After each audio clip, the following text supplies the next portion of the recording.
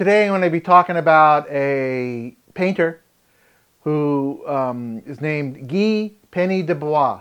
He was born in 1884 and died in 1958.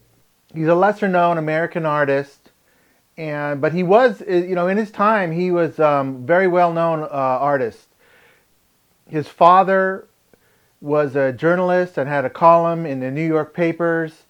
His last name is French, and he has a French background. He went to art school in New York, and then he lived in France, and then he went back to the United States, and he was a journalist, and then he was an art critic in the United States, and he was an editor for Arts and Decoration magazine, and he wrote a lot for arts publications. I would consider him a very well-known person in his time. He was friends with the famous painter Edward Hopper, and that's kind of where I first saw him. I was looking through a book of Edward Hopper's images, and there was a couple of portraits of Guy Pène du Bois, and I thought, well, so that's kind of an interesting name. For many, many years, Edward Hopper was one of my favorite artists, and I looked through all of his images and really studied his work very closely. Edward Hopper was born in 1882, so they were just a few years apart in age.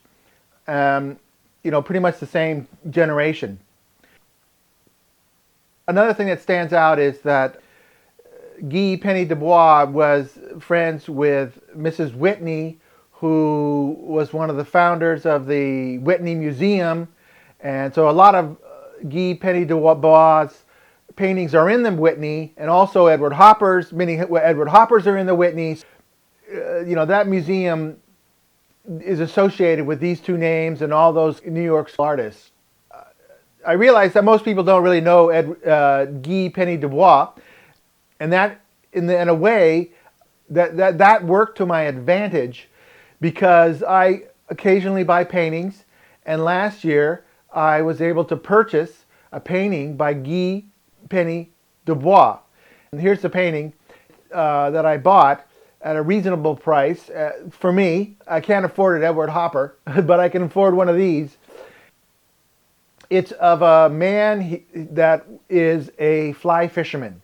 So you see him, and he's sitting at the chair by this table, and he's got his fly fishing gear.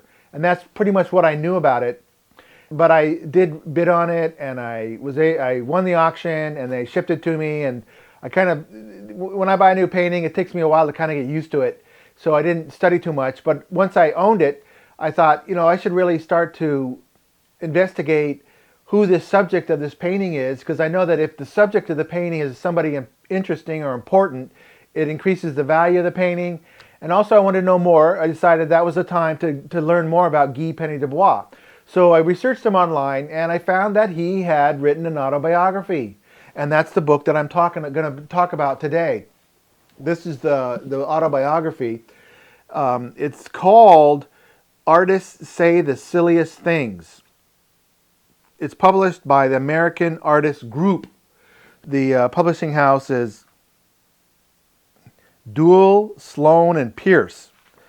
It was published this is 1940. And I also was lucky enough I decided to spend a little extra, because this one had an inscription by the author. Here it is right here. There's actually 2 pages, and it's to a woman named Betty.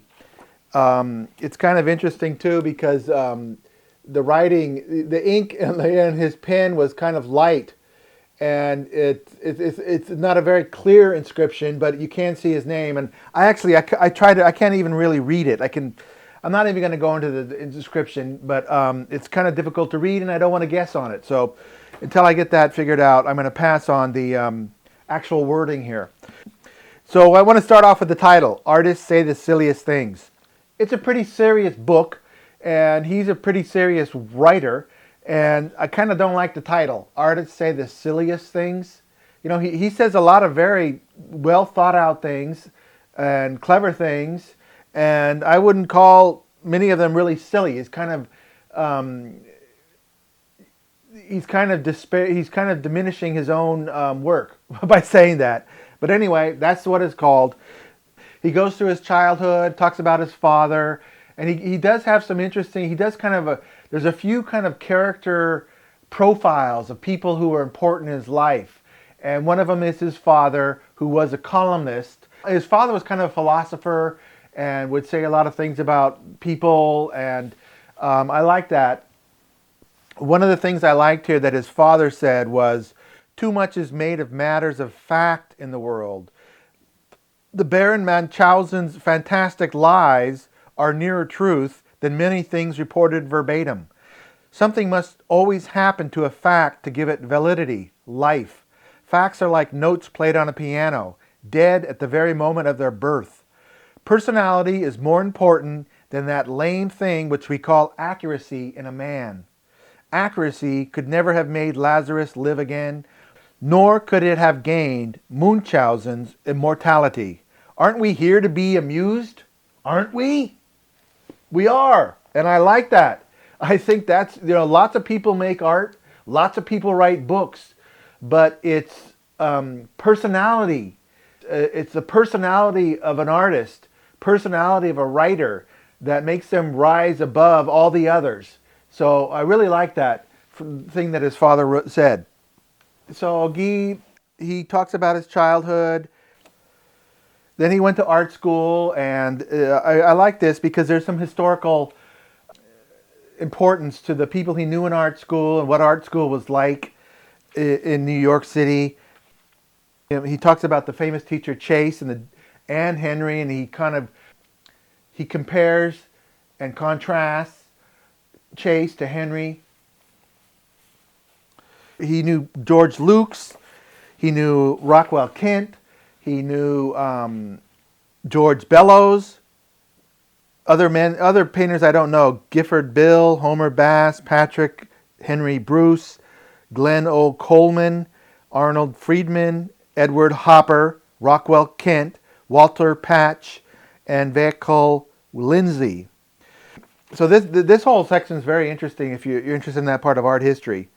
Then he went to France, and he talks about his experience there. It's interesting, he was in France around 1905 when the Cubists were, changing art.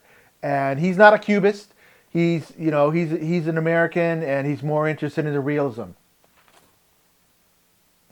But it's interesting how he had kind of an American artist trajectory, and then most people know Picasso's trajectory, totally different. Then he returned, and like I said, he was on a newspaper. First he was just a journalist, and then he became an art critic. He talks about how some of these other reporters were really lazy. They drank at work.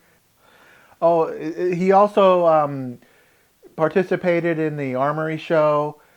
He talks about how it was a turning point for art in America.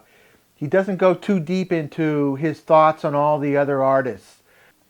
He does point it out as a pivotal point in the perception of art in America. He worked for William Randolph Hearst, and he does talk about how Hearst used his control over newspapers. So it's a pretty interesting book.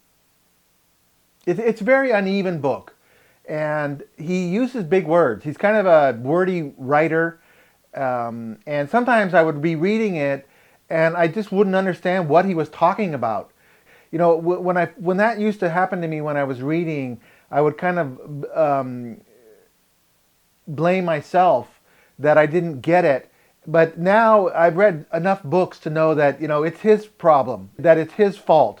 There's a lot of instances where he was talking about things, where he was telling stories, like he would tell talk about an event for a couple of paragraphs, and I'd be like, I had no idea what he was talking about. And then he kind of ends it like it was, I don't know if it was a joke or it was some philosophical thing, but it was like, I have no idea what you're writing about.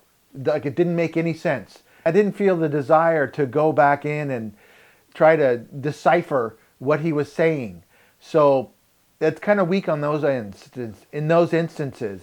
It's a memoir, and he talks about kind of friendships, but he doesn't really talk about his wife or his family or those things. So That's his decision, but it kind of would have, for me, it would have added something to it if he included those things. One of the things that he did mention only once was that he had a son named William Pène du Bois. And that brings me back to my painting, because one of the subtitles to my painting was, it's the fly fisherman, but then it said it was his son, William Pène du Bois. And I thought, oh, that's interesting. I wonder who William Pène du Bois is. And at the same time, I started having these thoughts about some of my childhood books, and I reached in the shelf and I found my book that I had, and it was called The 21 Balloons. And this is one of my favorite books that I had when I was a child. It was one of the first books that I read the whole thing and thought, wow, I can read a book. And this is the book. It's called The 21 Balloons. And I was looking at it because I always like the combination of the text and the writings. It's a kind of fantastical story about balloons, and the guy takes a journey and he discovers diamonds, and it's just a great story with great illustrations. And I was looking at it and I noticed the author, William Pène du Bois. The character here is kind of an inventor. So he invented this kind of balloon ship right here, and then he has an adventure, and he goes to the island of Krakatoa and discovers diamonds. He invented a couch that could roll around, and then he invented these beds in your bedroom, and you could have the ceiling retract and raise the beds into the sky so you could look at the sky where you fell asleep. And then Krakatoa is the volcano that blew up, and he escapes. And so it's just a great children's story. And it won some awards when it was printed in like 1947, I think. So it also, when I looked him up, he was one of the founders of the Paris Review. So that made me feel good that I bought this painting, and the subject of the painting is a notable person. So those two books are going to be a special part of my collection. And of course, I have the painting to go with it.